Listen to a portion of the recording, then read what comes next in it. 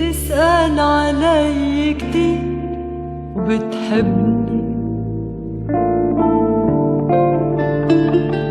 تسأل علي كتير وبتحبني،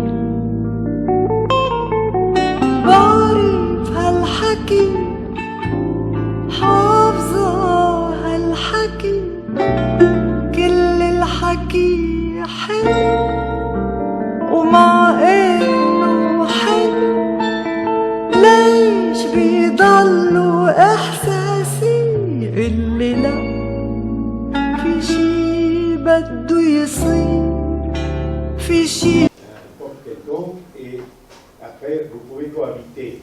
Il y a un couple qui a été reconnu, un couple daté.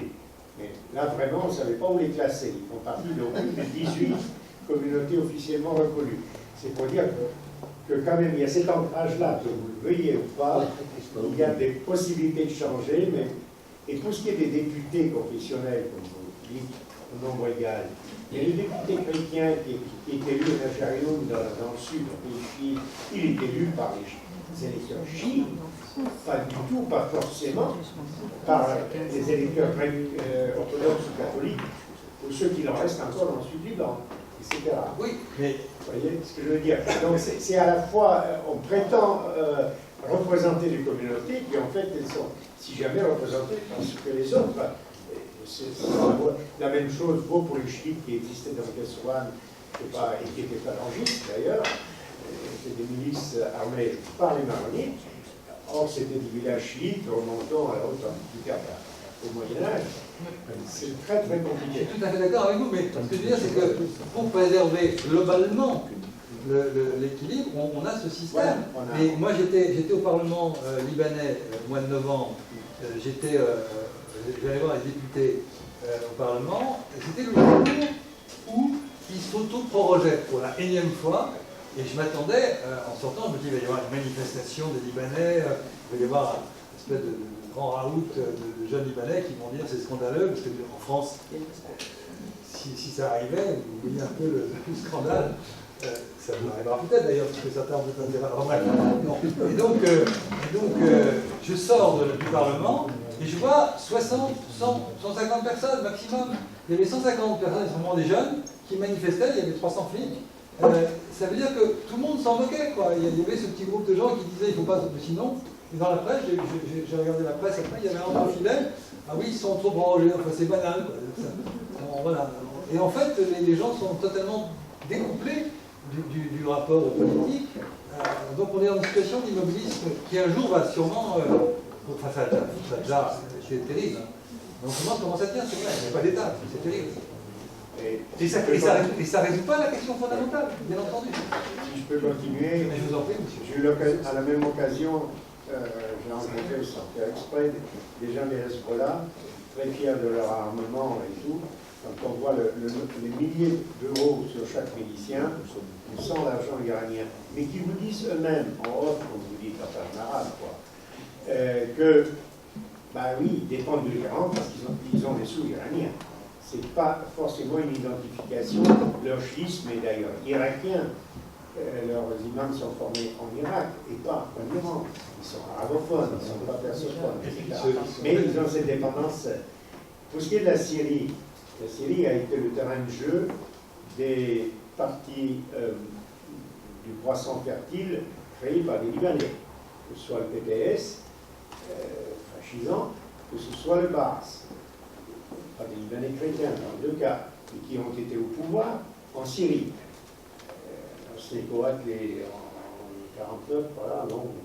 Bon, en Syrie, ça a été une succession de coups d'État, jusqu'à celui volontaire de la République arabe unie de Nasser, qui s'est cassé en 58. Le Baas, pareil, il voulait faire une grande Syrie. Ça n'a pas marché. La Syrie n'a jamais reconnu le Liban. Il n'y a d'ambassadeur que depuis quelques années. La Syrie, le Liban, à juste titre, historiquement et géographiquement, le Liban était Damas, province de Damas, depuis celui-ci, qu'on ne peut pas dire avant. Quoi. Donc, la Syrie, c'est... Et dernière question. Alors, pour les Alaouites, effectivement, les Français ont favorisé l'émergence d'une élite militaire alaouite. C'était les Français qui les ont envoyés à Saint-Cyr, personne d'autre. Et ça a donné un clan militaire, c'est maintenant le clan Assad, mais c'est pas les Alaouites. Hein, c'est une. Et pour ce qui est de la. Pourquoi en Irak, on parle toujours de sunnites, chiites et kurdes, comme si les Kurdes avaient une autre religion. À ma connaissance, ils sont quand même sunnites. Mais personne ne le dit. Non, mais ça, c'est bon. Ils sont évidemment très largement sunnites. Oui. Là, c'est une autre dimension. Bon. Une Mais dimension ni kurde. ce qui domine, c'est le fait qu'ils Et- sont ni kurdophones, ni arabophones. Ils sont aujourd'hui en fait en position d'avoir leur État. Quoi. C'est toute la question de savoir s'ils vont franchir le pas. Voilà. Madame? Monsieur, tout ceci donc est très compliqué, c'est très intéressant pour nous occidentaux de comprendre comment on en est arrivé là.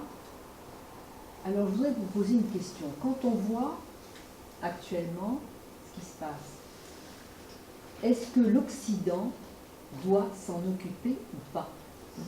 Est-ce que c'est à l'Occident d'essayer à nouveau d'intégrer ces États qui n'existent pas et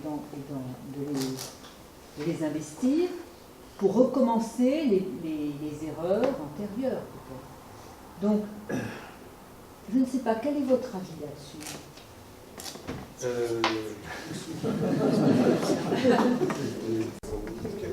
W.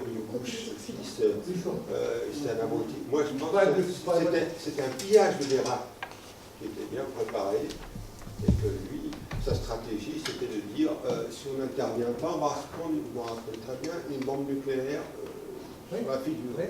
C'est de la stratégie, c'est pas de la bêtise. Ils ont essayé de s'accaparer de ressources. Et les Occidentaux, moi je les vois un peu bien trempés là-dedans. Non, attendez. Pas aussi simple. Attention. Vous avez dit, je ne suis pas pour l'État islamique, hein, pour moi C'est votre droit. des sauvages. Mais de l'autre côté, c'est pas plus beau. Hein. Et qui c'est qui a aidé à la création de l'État islamique? C'est Bush. Merci. Non, vous n'êtes pas d'accord? Si. Ah oui, c'est ce que je viens de dire. Eh ben, Oui. Mais attendez. On est d'accord. Non, mais attendez. C'est pour ça quand on Mais intervient, on fait quand comme je ça. dis que Bush est un dangereux, vous abrutis, et que c'est pas le seul, il y en a d'autres. Quelquefois, quand on rencontre, ça m'est arrivé quelquefois, nous tous, on croise quelquefois un type qui a eu. On est en face d'un homme qui a eu un pouvoir de décision. Quelquefois, on tombe un peu dénu, quoi. Bush n'avait pas de stratégie. Il avait des perceptions idéologiques renforcées, consolidées, confortées par tout son petit groupe de néoconservateurs qui pensaient qu'il y avait des armes de destruction massive, qu'il y avait, vous avez évoqué sur la bombe atomique, qui avait des liens avec, qui avait des liens avec Al-Qaïda, etc. Et en fait, ils pensaient voilà, que c'était un danger. C'était un danger pour les intérêts américains qu'il fallait donc finir le boulot. C'est ça la formule qu'utilisaient les néoconservateurs. C'est un désastre pour les Américains. C'est un désastre pour les Américains. Pour les Irakiens, c'était une catastrophe absolue. On sait combien il y a de soldats américains qui ont été assassinés, qui ont été tués. 4623, 4625, un truc comme ça. Mais on ne sait pas combien il y a de civils irakiens qui ont été tués. J'ai vu des chiffres qui vont entre 200 000 à 800 000, on ne sait pas. À 100 000 près, on ne sait pas. Donc oui, on ne sait pas. Moi, je ne sais pas. Non, mais je ne sais pas combien il y en a. Donc, ce que je veux dire, c'est que ça a été une catastrophe et c'est toujours une catastrophe pour les Irakiens. Et pour les Américains, ils ont perdu en termes d'hommes, ils ont perdu en termes de stratégie, parce qu'ils ont donné l'Irak à l'Iran. Enfin, je fais très très bref, mais je veux dire, c'est un cadeau aux Iraniens extraordinaire. Ils sont incapables aujourd'hui de protéger quoi que ce soit parmi leurs alliés. Enfin, et sur le plan financier, en termes de pétrole, c'était un désastre. Enfin bref, si vous prenez tous les paramètres, les uns après les autres, de manière très sereine, donc je vais venir ça. Point par point, c'est un désastre. Et d'ailleurs, notre ami George W. Bush aux États-Unis, quand il y a des élections présidentielles républicaines on ne le met jamais devant, on met sous le tapis le George W. Bush, même les républicains qui n'en veulent pas, quoi. Hein, on voit les anciens présidents réapparaître dans une élection présidentielle, mais pas George W. Bush. Non, je veux dire, c'est un vrai désastre. Mais le problème au-delà de Bush, c'est que nous sommes vraiment dans ce monde où les décideurs sont très souvent des idéologues, enfin souvent, quelquefois des idéologues qui foncent comme ça et qui conduisent à des catastrophes. Bon. J'ai entendu dire, après la chute de Palmyre, qu'il y avait une espèce de course qui s'organisait, d'une part entre l'Iran, enfin, les coalitions des pro-iraniens, et surtout par l'Arabie Saoudite. Est-ce qu'on va arriver à une confrontation entre l'Arabie Saoudite et l'Iran sur ce territoire-là, ou bien est-ce qu'ils vont s'éviter? Je pense que... Enfin, j'en sais rien. Si en revanche on déclenche sur un conflit, quand vous discutez avec des responsables iraniens, ils sont très inquiets de Daesh. Ils sont très inquiets pour leurs propres intérêts. Quand vous discutez avec les gens du Hezbollah, ils sont très inquiets de Daesh. Et les Saoudiens, qui au départ peut-être n'étaient pas mécontents de voir ces organisations fleurir, sont aussi très inquiets de Daesh qui a l'intention de prendre la Mecque. Donc je veux dire qu'aujourd'hui, objectivement, je ne sais pas comment ça va se passer, mais il est clair que Daesh menace les intérêts chiites et iraniens, et il menace aussi l'Arabie Saoudite. Donc on est vraiment dans une situation très particulière. D'où l'importance aussi, j'en reviens toujours à cette fixette, qui est de dire, je crois que c'est important qu'on discute avec les Iraniens. On le fait à travers la question nucléaire, je pense qu'il faut le faire plus globalement. Non pas pour leur céder quoi que ce soit, parce que les Iraniens sont des gens d'une très grande intelligence politique, mais je pense que c'est tout à fait important, et les responsables politiques iraniens le souhaitent. Alors, qu'est-ce qu'il y a derrière? Mais en tout cas, ils le souhaitent. Or, au Quai d'Orsay, par exemple, il y a une espèce de blocage des Iraniens, et on met sur, je ne sais pas comment j'y vais un truc, mais j'ai rencontré des gens qui mettent sur le même plan, moi ça me met en pétard, le Qatar et l'Iran. C'est quand même fou, quoi. C'est quand même fou. Des gens de bonne volonté, des députés qui accompagnent le ministre, machin. Oui, on a vu le Qatar, on dit l'Iran. Nous, on dit non. Le Qatar et l'Iran, le Qatar et l'Iran. On est dans cette sémantique où on a l'impression que ces deux États-nations, voilà, le Qatar et... Voilà. Qatar, il est financièrement très important, bien sûr, il a un rôle d'influence qu'on ne va pas contester, bien entendu, mais la profondeur historique du Qatar et la dimension de puissance du Qatar par rapport à l'Iran, on peut se poser des questions. Paris Saint-Germain, oui, il a le Paris Saint-Germain, il voudrait bien que ce soit le Paris-Qatar. Non, mais le Paris, il voudrait bien que ça soit Paris-Qatar, seulement si on met ça en sigle, PSG et Paris-Qatar, ça ne va pas. PSG, ça L'administration Obama, c'est tout de même eux qui poussent le dialogue avec l'Iran, et l'armée américaine ne veut pas aller en Syrie. Une partie de l'armée américaine ne voulait pas aller en Irak. Obama était le seul sénateur qui a voté contre la guerre en Irak, et c'est en partie pourquoi il a été élu. Il y a un fort sentiment anti-guerre dans le pays même. Parce que les Américains ont compris. Il a cependant, il ne faut quand même pas oublier que Bush a été réélu. Les Américains ont quand même réélu Bush après. Parce qu'en général, ils sont élus deux fois. Pas toujours, le père Bush. Ouais, mais en général, c'est la toute l'histoire. Oui, c'est vrai. Ils sont souvent élus deux fois. Je voulais juste dire, à propos de l'identité nationale dont on a parlé tout à l'heure, je suis allé il y a 22 ans, en fin d'année, à Ramallah, à l'université de Bourzaïd, pendant une quinzaine de jours, et là, j'ai vraiment senti que l'identité nationale, c'était quelque chose qui existait. Et pourtant, ils sont servis par l'économie israélienne, ça, et j'ai des amis à Gaza, je ne suis jamais allé à Gaza, mais qui me font penser exactement la même chose.